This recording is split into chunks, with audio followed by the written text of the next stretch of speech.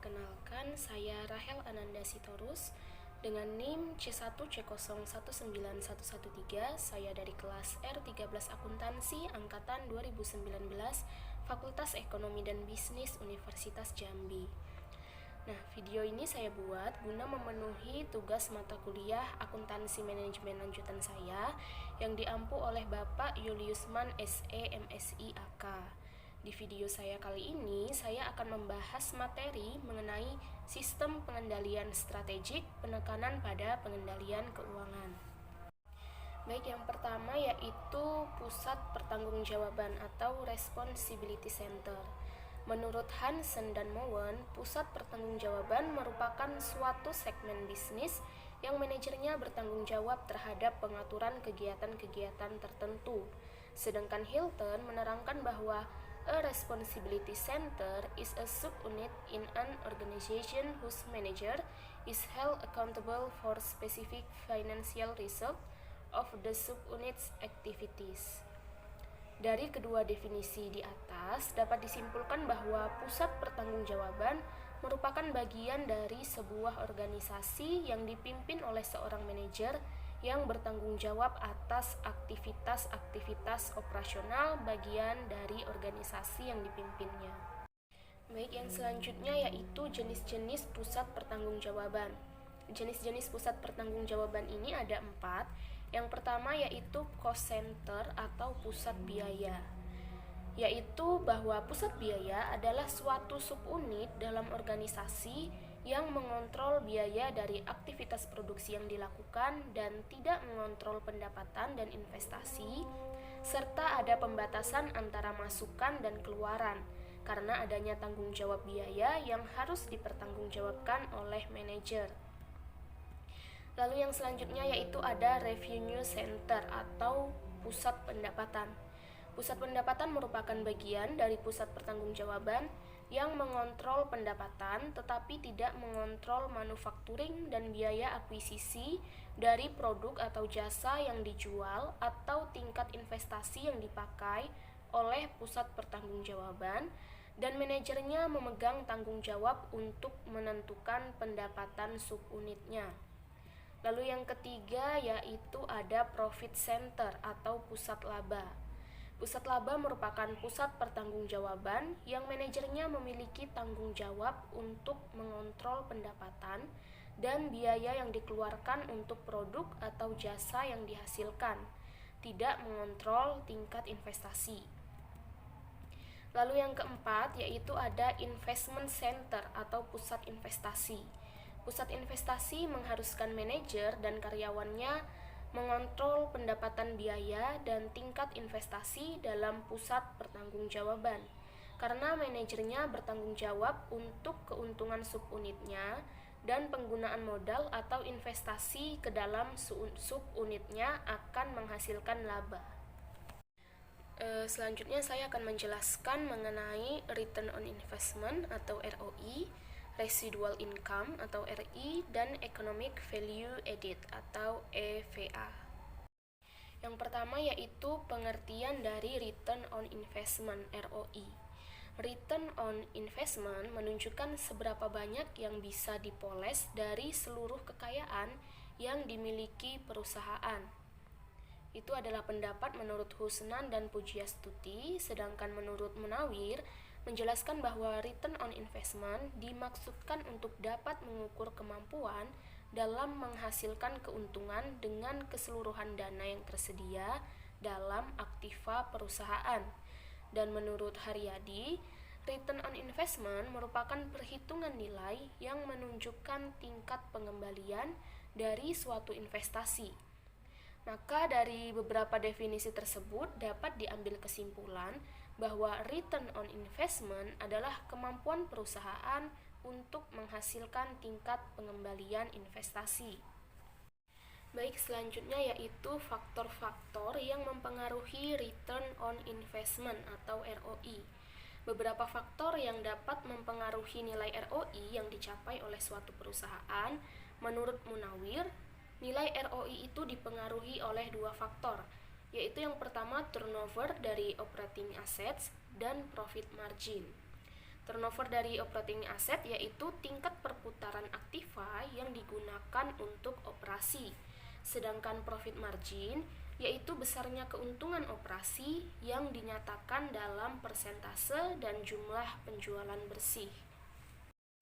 Nah, yang selanjutnya yaitu cara meningkatkan ROI, yaitu ada 3 cara.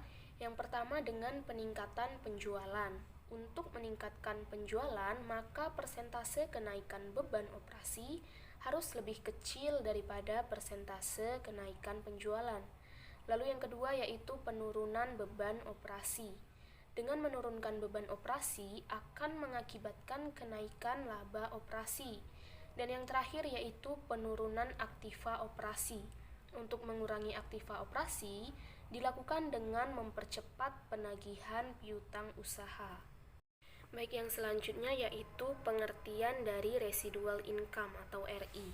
Residual income atau RI adalah laba yang dihasilkan di atas target pengembalian investasi pada suatu pusat laba.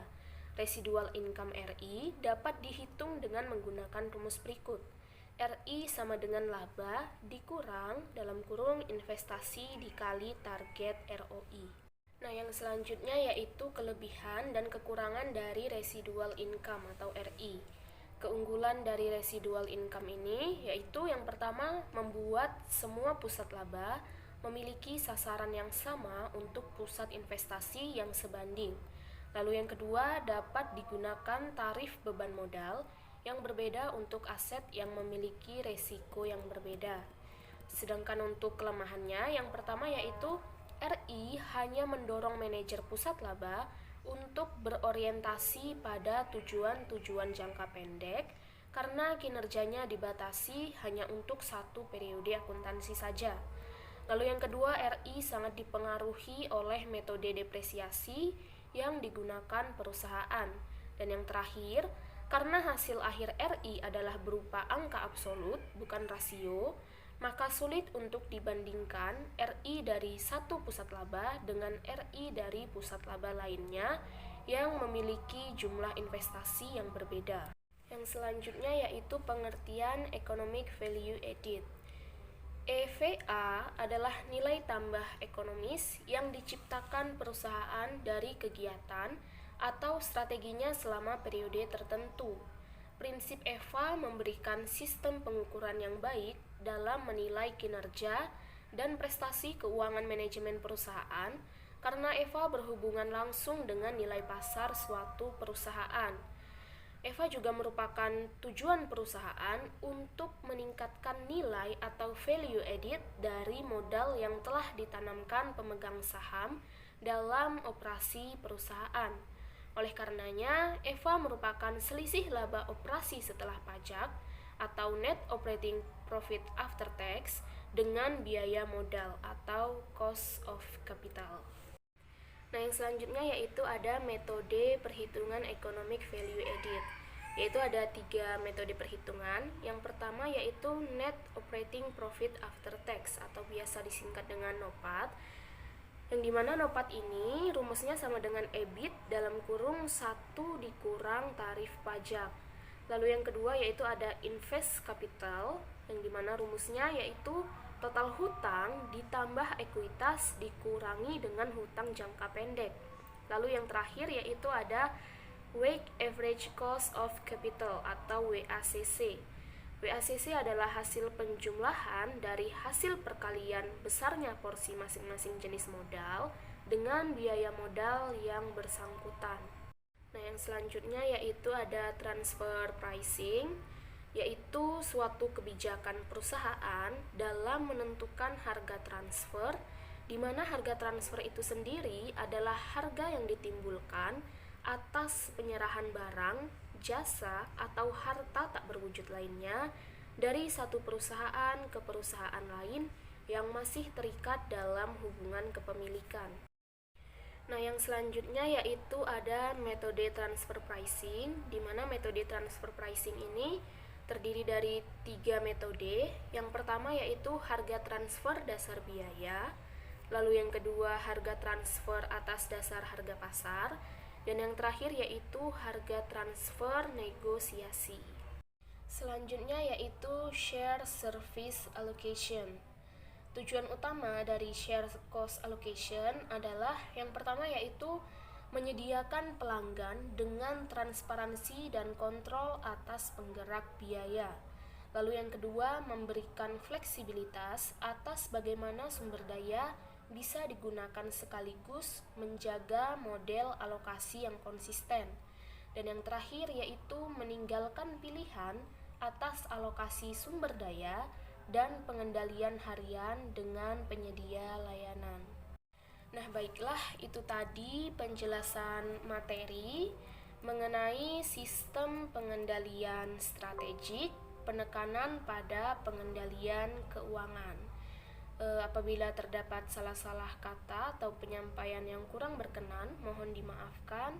Dan semoga video pembelajaran ini dapat bermanfaat bagi kita semua.